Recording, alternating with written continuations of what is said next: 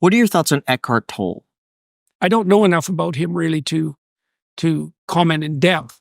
I mean, Eckhart Tolle is part of that 1960s humanist movement, essentially. And like fundamentally, the humanists were wrong. So that would go along with, say, conceptions like self-actualization. That would be Abraham Maslow. And what did Carl Rogers describe it as? Something like the fully functional person, the person whose actions are commensurate with their utterances, who's transparent to themselves and others, who communicates in a manner that's striving to bring themselves and other people upward. But it's all within a humanist framework. And it's that in the final analysis, that's it's weak. It can't withstand ideological assault with any degree of resistance. There's a lot to unpack here, so let's just get right to it. The 1960s humanist movement, as Jordan Peterson subscribes... Wait, that's not right. The 1960s humanist movement, as Jordan Peterson mentions, is a kind of left-leaning group that involves ideas such as self-actualization. Self-actualization is defined as achieving one's highest potential as an individual. Another idea is personal freedom, a focus and emphasis on individual autonomy, that we have the power and the free will to change and direct the course of our life. They reject any idea of determinism or a predetermined fate. Empathy and compassion, an emphasis on supporting other people's experiences and emotions. Non-judgment. And another humanist idea is secularism or non-religiousness, in which they reject any divine or mystical interpretations of reality. A humanist slogan that they seem to say is good without God. If you are a humanist, let me know if I have butchered this summary, or if you find trouble with the humanist philosophy, let me know in the comments below. You might notice how humanism is at the core of much of this New Age spirituality. But is Eckhart Tolle fundamentally a humanist? Is he even human? Or is he something else? Firstly, Eckhart Tolle seems to be very conscious about using the word God. He says the word God has become empty and devoid of meaning through thousands of years of misuse. My recent video, God is just a made-up idea in your mind, sums this up greatly. You see, God, by the very definition of the word, embodies the highest truth.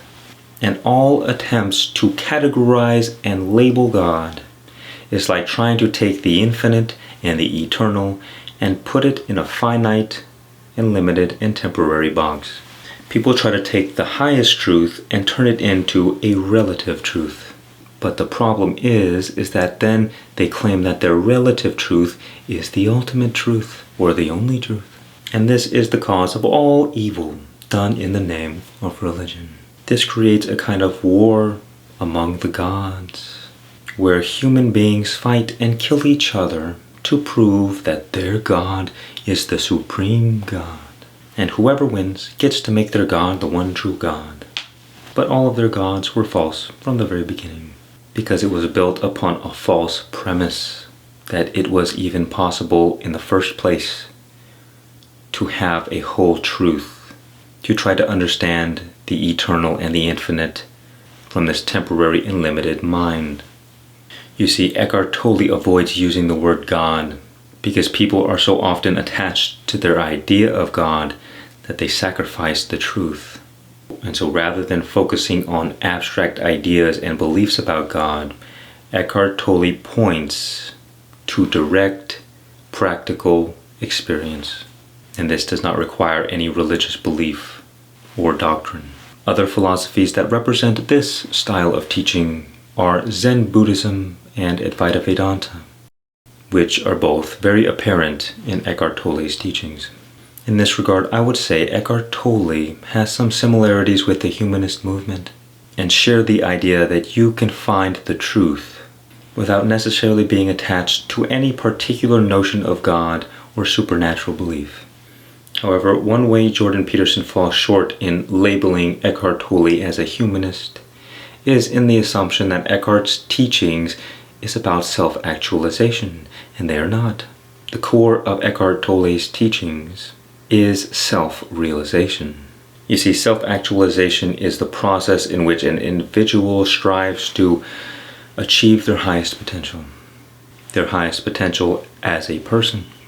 But self-realization is the process of dissolving the ego, dissolving the illusion of the person, to discover one's true nature as the infinite and the eternal energy known as consciousness.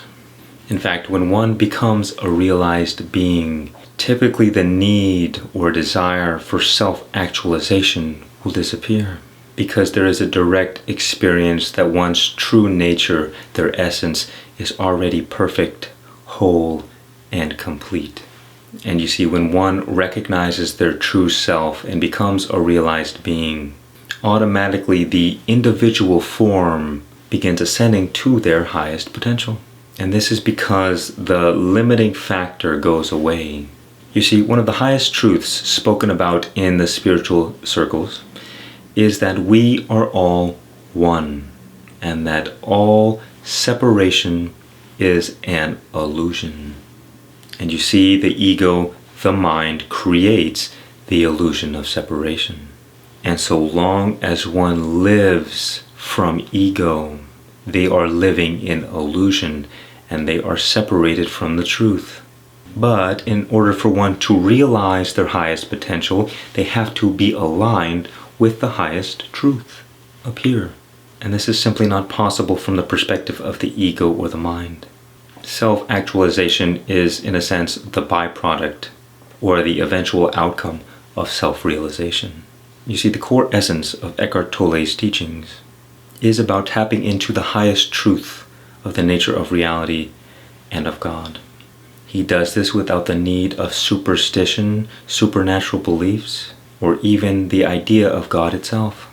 Although in his works, Eckhart Tolle clearly explains what he means by God. He just doesn't limit the word to any particular religion. In a way, Eckhart achieves what the humanists set out to do, but never quite succeeded in. The failing of the humanist movement, in my perspective, is the lack of recognition that all morality is sourced in something, from somewhere, and it's not just some default human attribute. Humans are not born good. I say they are born as animals and are taught to direct their animal nature in a positive way or a negative way. But you see, this center for morality, religious people call God. Eckhart Tolle bridges the gap between the humanists and the religious by presenting God in a way that satisfies both parties. He neither denies God nor limits God to any particular idea, but taps into the highest truth by guiding you toward direct personal experience of this moral center through the practice of remaining in the present moment. You see, the source of all goodness is the God essence that you are. This is your true nature. This is the innermost core of your being. But you see, when we identify with the ego, the body, the mind, we are separated from this fact. And so we are in truth separated from ourselves and fall into suffering. And so we forever have this inner lack, this black hole, this void that only God can fill. And without God, we fall to hedonistic pleasures, trying to desperately find lasting satisfaction in a temporary world. And this will forever be the humanist movement's downfall, because they need something to fill that black hole, and there is nothing of this world that is eternal.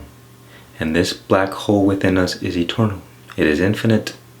So you need something of equal value to neutralize that force. And the only other thing of equal value is God. If you want to stop the darkness, you just turn on the lights. You see, self-realization is the process of discovering your true nature as consciousness, as the God essence. And this is what leads you to enlightenment, freedom from suffering, and everlasting peace. Jordan Peterson fails in his analysis because of what he said in the very beginning, that he doesn't know enough about Eckhart Tolle. He evokes a straw man fallacy, which is a logical fallacy that occurs when someone misrepresents the argument or the ideas of another person and then refutes that misrepresentation. The person using the straw man fallacy is essentially attacking a weaker version of their opponent's argument. Do you disagree with my interpretation? Let me know your opinion in the comments. Much peace and many blessings.